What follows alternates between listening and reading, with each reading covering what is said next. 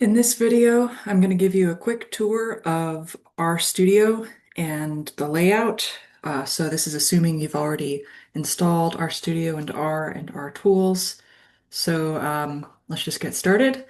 I'm in my Windows Sandbox system. So I'm going to open up RStudio for my programs. I can either type it in or search for it. Um, there we go. Take a second to open. All right, so when I open up RStudio, there are by default four components.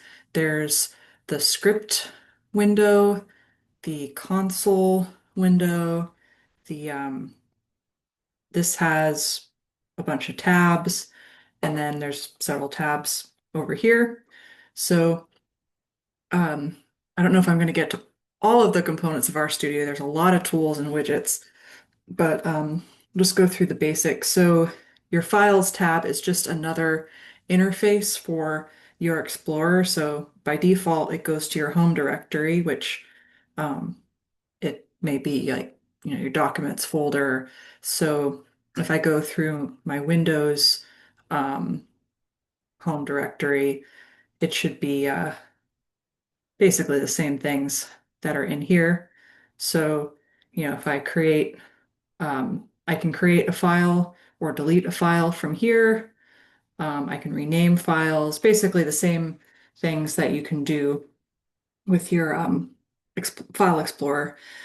Here is the console. So this is actually just where R is running. You can type commands directly into the console.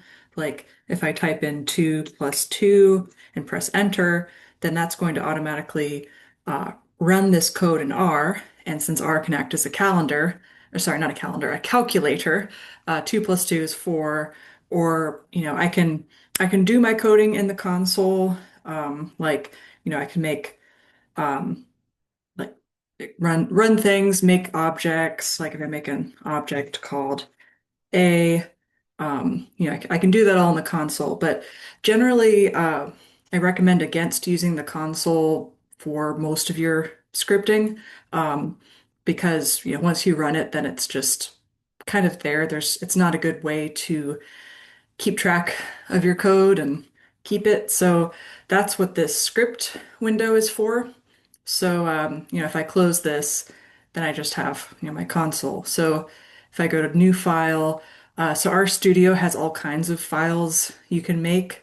They use different languages. Sometimes there's different document templates, but the most basic one is just an R script. So this is basic, just a text file. And if I save this, either I could press the save button, or I could go to File Save, or I could press Control S. There's always many ways of doing something. So this file, I can save it wherever, and it's a type .r, which in this case, it's the R is adding that suffix for me. And now, oh, look, I have this file testfile.r, that's in my files. Um, so once you have a script, you can type code and run code from the script. So I can do the same things I did before, 2 plus 2, and you know, and in order to run things from the script, I think it varies depending on whether you're on a Windows or a Mac. The easiest thing to do on a Windows computer is just Control Enter when you're in that line, and it's sending. Actually, I'm going to clear my console and do that again. Um, so if I can highlight code and go Control Enter, or I can just have the cursor in that code and it will in that line and it will press Control Enter. I think with Mac it's Control. It's like Apple Enter, Apple R. I don't know. You'll figure it out. Um, so that's just sending code from the script into the console. And similar here, if I can run just the one line. I can also, if I have something that takes up multiple lines, let's say I want to, I don't know, define a, a list of data. Um,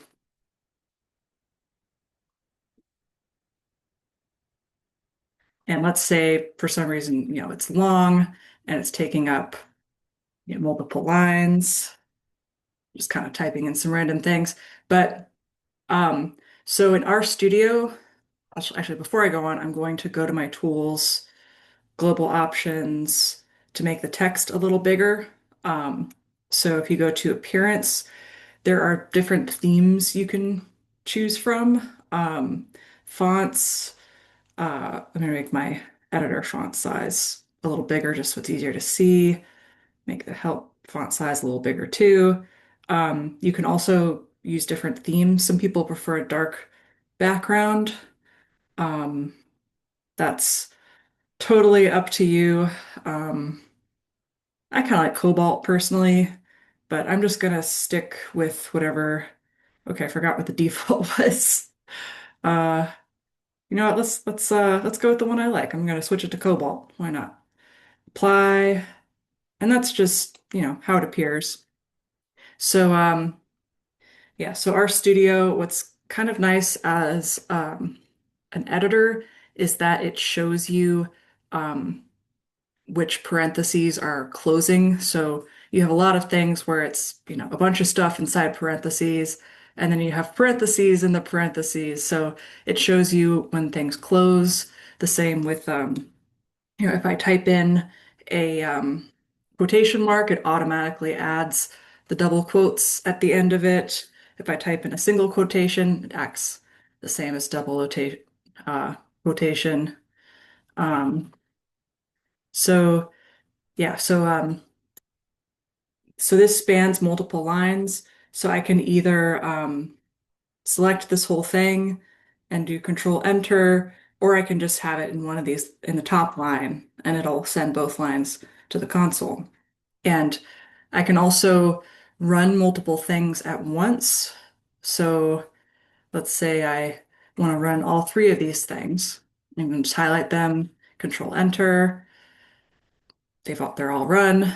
I can also run the entire script at once by just pressing this. Oh, I see. That's not the run button. Yeah. Okay. So you can do that too. Source. That's the button. Um, source the contents of the active document. Okay. So that just, I guess, ran this whole thing in the background. I don't usually use those buttons. I usually just, you know, run it actively. So you notice when it did source, um, you don't see the things go to the console. Um, yeah, don't need to get into why. But anyway, back to the basics. So we've got our script window and we can run code from there. You noticed in both of these, we'll be getting into this with like the basics of R, but in both of these cases, I used this, um, basically it's like an arrow. I think of this as like gets. So XX gets A. So this is like I'm making an object that, and it shows up in this tab over here, the environment. This is the global environment. There's also environments within packages, but you don't really need to worry about that now. So in this tab, you can see every saved variable that you've created. So in this case, it's this data or this thing called my data, which is a list of 8. I can click on it here and it'll actually show up in this tab. It's not especially useful for a list, but it's showing me lots of good metadata about, it's got 8 objects. The first one is a character of length 1. The third, then we've got a double, which is a number of length 1, a double of length 3. Um, so anyway, so this is just one way of inspecting your data. If it's just like a simple thing, it doesn't need to show that. It's just so it's separating between data and values. I can just close this little tab here. Um, and you notice when I clicked on that in the console, it showed up this line, view my data. So that's something you can always do too. Yeah, we'll do the same thing. I don't want to get too much into the actual coding. This is more for the layout. Um, so in our environment tab, for now, that's really the only one that you need to think about. This little broom icon will clear out all these objects from your workspace. So it asks you if you want to, if you're sure. So now this environment is empty. If I, um, and I'm going to comment out this line, which means that R is not going to run it if I select it. So if I select all these and run it again, these appear now in my environment. So another thing that can be useful to do is session restart R. So it just takes a second restarting R session. So it didn't get rid of my environment, but it just restarted the R session. So sometimes you need to do this if you're installing new packages or you're running into lots of bugs. It can be useful just to restart R. If you completely close out of RStudio and open it again, that will restart R as well. Um, but sometimes you'll want to do, let's see, there's also the option to clear workspace from here. So sometimes you want to do like restart R and clear workspace. And this is still showing everything from the console that I did before. So if I want to clear that away, I can just press this broom button. Um, let's see. Uh, this is showing how much memory that R is using. It's usually fairly, you know, not that much, but when we start to get into Bayesian stuff, it can start to really build up into gigabytes. So it can sometimes be helpful to click this free unused R memory. Um, Basically, all these buttons that are built, at least almost all the buttons built into RStudio, are just user interface versions of commands that you can enter into the console or run from a script. But if you prefer more of a graphical interface, that option is there. Um, there's this little tutorial tab that I've never used this, but it says you have to install the Shiny package and the Learn R package. Um, it might be something worth looking into if you want to explore things. Um, Connections, that has to do with servers. I think you don't need to worry about that now. History, this is just showing you like everything that I've done since I started um, this R session. I think I installed some other things. Oh, I think it's everything I've done to R altogether. Clear all history entries.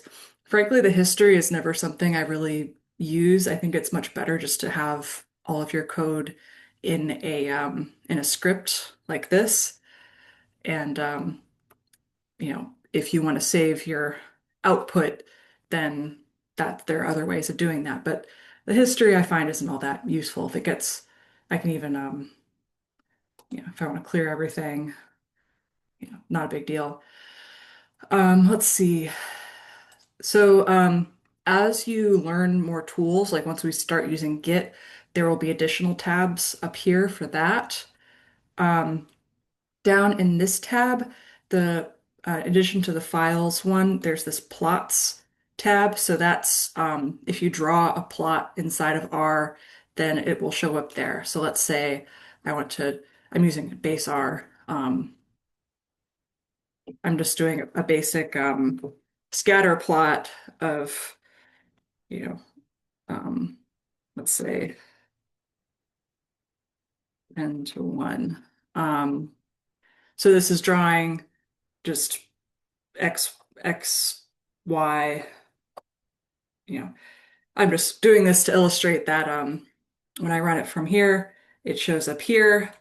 If I do the same thing. And by the way, if I'm in my console and I press the up arrow, it will repeat whatever a line of code was before. Um, it'll do there too. I can always, you can export plots from here. You copy to the clipboard, save it as an image. You can update the size, um, the image format, tell it where to save it. I I mean, it's nice for when you're starting out to use this. I generally find that you can when you want to make publication quality plots, there are better ways to do it. But, it's good to have some kind of interface when you're starting out. Um, let's see. Oh, your packages tab. So this is going to show you all of the packages. So in your user library, which hopefully you've already set up. At this stage, I've gone through the process of installing all the tidyverse and the base packages. So it's got a pretty sizable list of packages in here.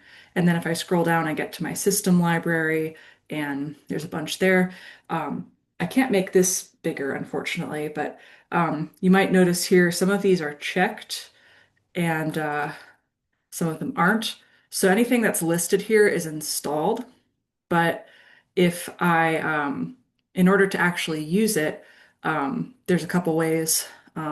If I check this box, you notice it's sent this command to the console where it just ran library abind for that package. And then if I want to unload a package, I can either uncheck this box or use this detach command.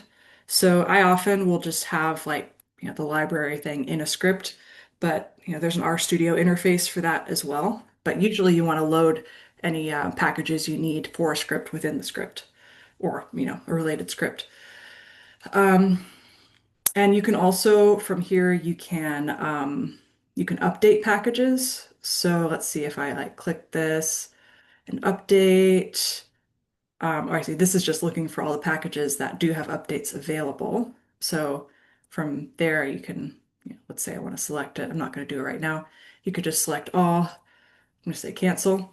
You can install packages from here. So if you press install, um, and then I would just use this for CRAN packages, not for Git packages that are released through GitHub. So you might, have a name of a package, let's say cowsay, my favorite silly package, and press install. And that's the same as typing install.packages cowsay into the console.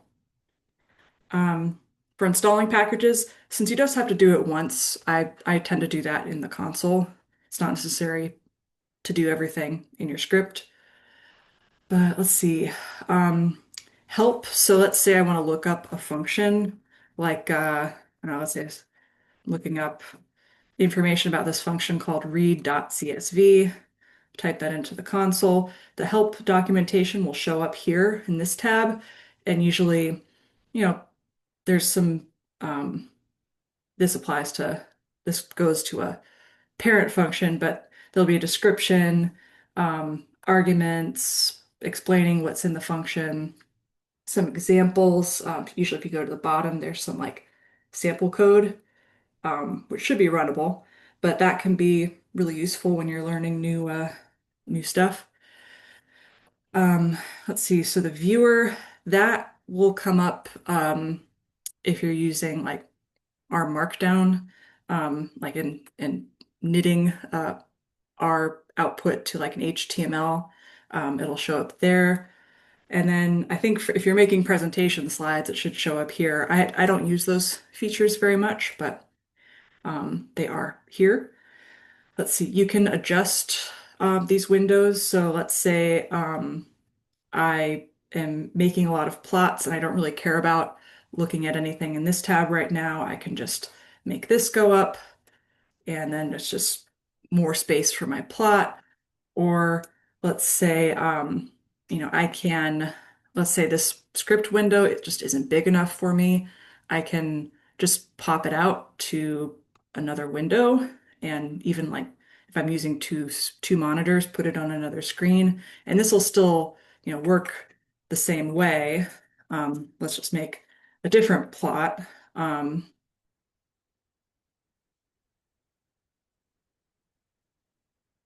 if I run this, it's still going to work the same way as it did up here. It's just in a different window. So, and you can add it back with this little button here. Get rid of that. Um, I think I mentioned you can get rid of plots with this little broom icon. Um, Let's see, anything else? Oh yeah, if you're switching between languages, probably won't. So as you can see, there's just a lot of buttons. Um, the tools is something you might go to for like, global options. Um, Session has various tools, start a new R session. So that'll actually, let's say I have some really long thing running in the background, I can just do new session. And it's basically just opening a whole new instance of RStudio. So my other session is still there. So I can go back and forth between these two things. They're completely independent.